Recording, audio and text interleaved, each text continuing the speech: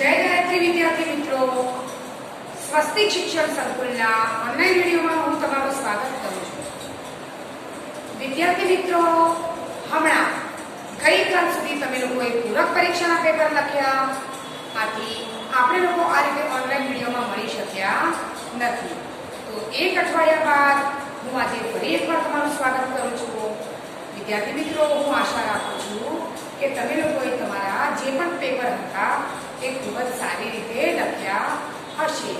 હવે તમારા લોકોએ તમે કેવું લખ્યું છે ને કેટલા માર્ક્સ આવશે એ તો જ્યારે તમારી પાસે તમારું પેપર ચેક થયા પછી આવશે ત્યારે તમને ખબર થઈ જશે।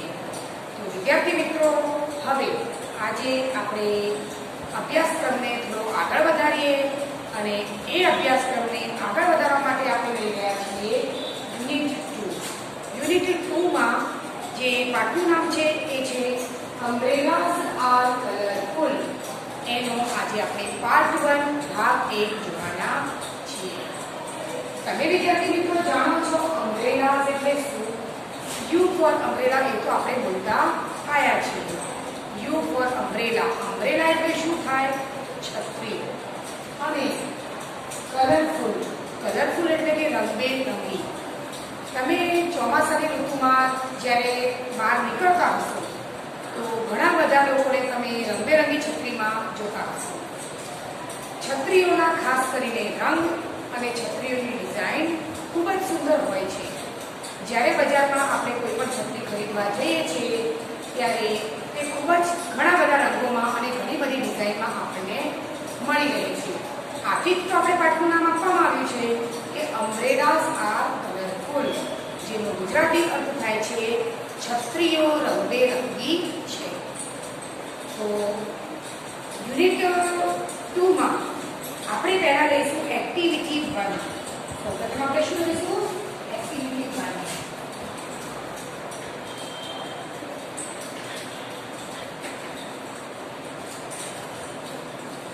એક્ટિવિટી 1 માં અહીં આગળ એક કાવ્ય છે અને તે કાવ્ય તમારે મારી સાથે બોલવાનું છે। એ કાવ્ય છે in the jungle standing near the lake I saw a tiger looking at a snake. In the jungle swimming with a smile I saw a big green crocodile. In the jungle roaring loudly I saw a lion sitting proudly. In the jungle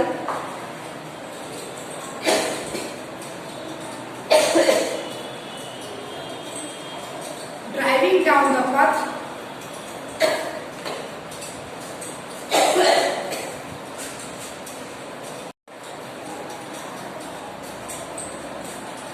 in the jungle driving down the path I saw a hippopotamus taking a bath. In the jungle hanging on a tree I saw some monkeys laughing at me. In the jungle on a branch in a tree I heard some parrots talking to me.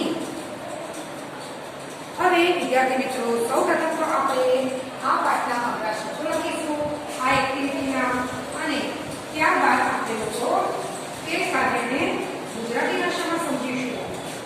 ચાલો, જંગલ, જંગલ એટલે શું થાય?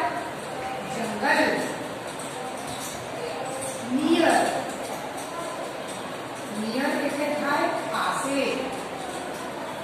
Lake, lake એટલે તળાવ। ત્યારબાદ snake, snake એટલે શું થાય? સ્નેક એટલે થાય સાપ।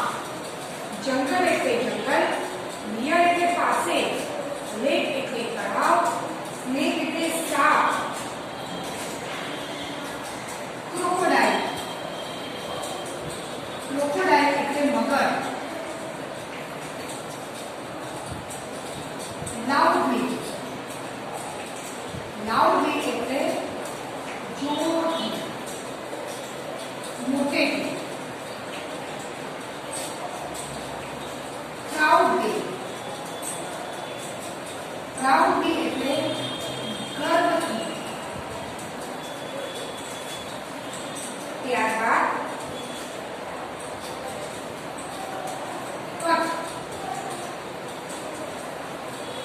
એટલે રસ્તો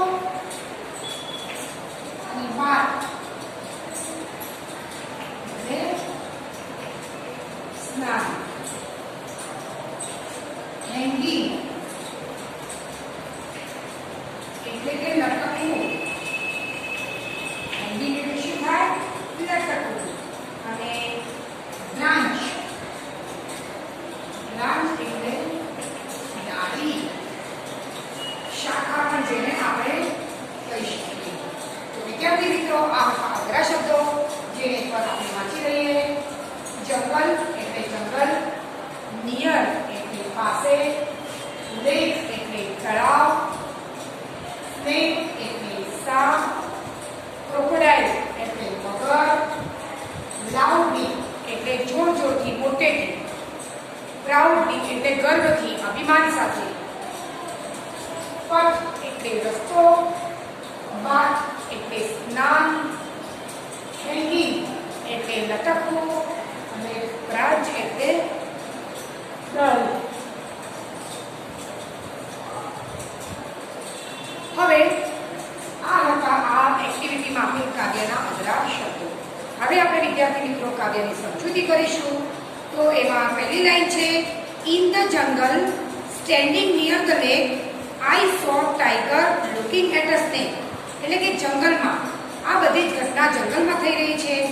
જ્યારે જંગલમાં હું તળાવ પાસે ઊભો હતો ત્યારે મેં એક ટાઈગર એટલે કે વાઘને એક સાપની સામે જોઈ રહ્યો હતો. એ જોયું.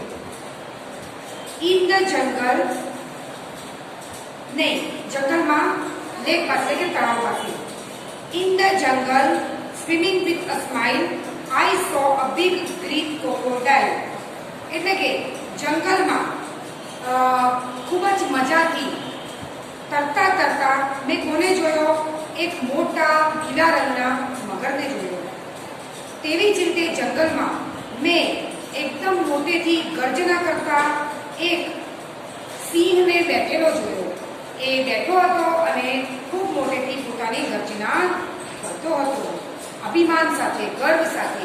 સિંહને પોતાની ગર્જના માટે ખૂબ અભિમાન છે. કારણ કે વિદ્યાર્થી મિત્રો, તમે ક્યારેય સાંભળી નહીં હોય, પરંતુ સિંહની જે ગર્જના હોય છે તે ખરેખર ખૂબ એટલે ખૂબ જ એનો જે અવાજ હોય છે તે એટલો બધો પ્રચંડ હોય છે કે ખૂબ લાંબે સુધી, એટલે ઘણા બધા કિલોમીટર સુધી તમે તેની ગર્જનાનો અવાજ સાંભળી શકો છો. ઇન ધ જંગલ ડ્રાઇવિંગ ડાઉન ધ પથ આઈ સો અ હિપ્પોપોટેમસ ટેકિંગ અ બાથ. એટલે કે તેવી જ રીતે જંગલમાં ડ્રાઇવિંગ કરતા કરતા મેં શું જોયું? તો એક હિપ્પોપોટેમસ હતો. તે ખૂબ જ સરસ રીતે સ્નાન કરી રહ્યો હતો. In the jungle hanging on a tree I saw some monkeys laughing at me. તે સિવાય જંગલમાં મેં ઝાડ હતા અને તે ઝાડની ઉપર લટકતા વાંદરા જોયા. તેઓ ઝાડની ડાળી પર લટકતા લટકતા મારી સામે જોઈ અને હસી રહ્યા હતા. ઇન ધ જંગલ on a branch in a tree I heard some parrots talking to me. તે સિવાય વિદ્યાર્થી મિત્રો, જે જંગલની અંદર ઝાડની જે બ્રાન્ચ એટલે કે ડાળી હતી, તે ડાળી ઉપર પોપટ બેઠેલા હતા અને જાણે પોપટ મારી સાથે વાત કરી રહ્યા હોય તે રીતે મેં એમને સાંભળ્યા. તો વિદ્યાર્થી મિત્રો, જ્યારે આપણે જંગલમાં જઈએ ત્યારે આપણે જંગલમાં જુદા જુદા પશુ પક્ષીને જોતા હોઈએ છીએ. તેમનો અવાજ, તેમની બોલી, તે સિવાય તેમની ઘણી બધી જ બાબતોમાં તેમનામાં વિવિધતા રહેલી હોય છે. તે જુદી જુદી જે પ્રવૃત્તિઓ કરે છે તે બધામાં પણ આપણને વિવિધતા જોવા મળે છે. તો આ હતો એક્ટિવિટી 1માં કાવ્ય, જેમાં આવેલા અઘરા શબ્દો અને કાવ્યની ગુજરાતી સમજૂતી. હવે વિદ્યાર્થી મિત્રો, આપણે લેવાના છે એક્ટિવિટી 2. એક્ટિવિટી 2માં અહીં આગળ તમને લોકોને જે સરખા પ્રાસવાળા શબ્દો, જેને આપણે અંગ્રેજીમાં કહેવાય છે rhyming words. Rhyming words. Rhyming words એટલે એક સરખા ઉચ્ચાર શબ્દ જે શબ્દનો ઉચ્ચાર લગભગ એક સરખો થતો હોય તેને આપણે રાઇમિંગ વર્ડ્સ કહીશું. અહીં આગળ જુદા જુદા રાઇમિંગ વર્ડ્સ આપેલા છે જેને આપણે જોડકાની જેમ જોડવાના છે. સૌ પહેલા છે લે, પછી લાઉડલી, પછી ની, સ્માઇલ,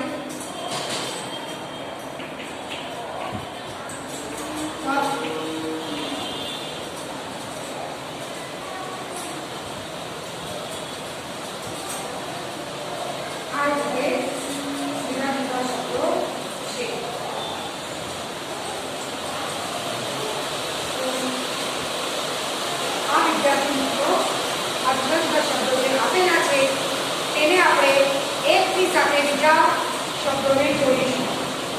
તો નેક, અહીં આગળ આપણે નેકને મળતો શબ્દ જે છે એ છે નેક. લાઉડલી સાથે છે પ્રાઉડલી, ની સાથે છે ફ્રી, સ્માઇલ સાથે છે ક્રોકોડાઇલ અને પથની સાથે છે બાર. આ રાઇમિંગ વર્ડની આપણે લોકોએ જોડી બનાવી. જ્યારે પણ તમને આ રીતે શબ્દો આપવામાં આવે ત્યારે તમારે લોકોએ આવી રીતે પ્રાસવાળા એક સરખા ઉચ્ચારવાળા શબ્દોને આપણે પ્રાસવાળા શબ્દો પણ કહી શકાય. તો આ રીતે તમારે એની જોડી બનાવવાની છે વિદ્યાર્થી મિત્રો. હવે અહીં આપણે લઈશું એક્ટિવિટી 3. તો એક્ટિવિટી 3 માં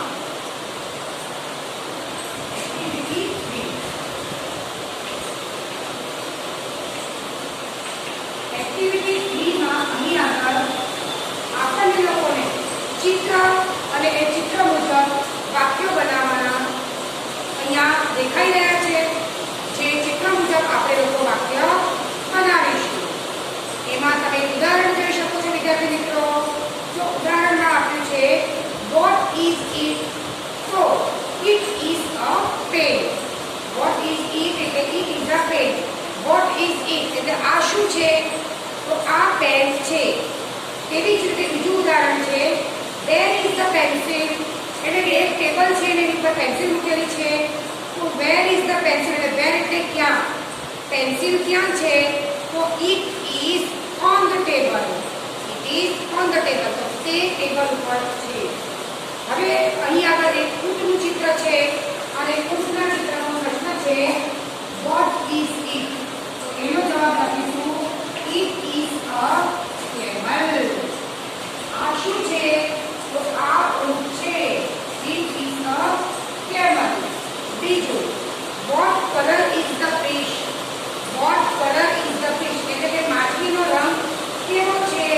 તો it is blue. તેનો રંગ blue એટલે કે વાદળી છે. બીજું છે બીજામાં પ્રશ્ન છે એ તમારે લખવાનો છે it is a dog. તો આ કૂતરો છે. તેને તમે પ્રશ્નની રીતે શું લખશો? what is it? આ શું છે? તો આ કૂતરો છે. ચોથામાં છે where is the dog? એટલે કે કૂતરો ક્યાં છે? તો it is under it is under the table. it is under the table. એટલે કે એ ટેબલની નીચે છે. પાંચમું what color is the umbrella? umbrella નો રંગ કેવો છે? તો it is pink. it is pink.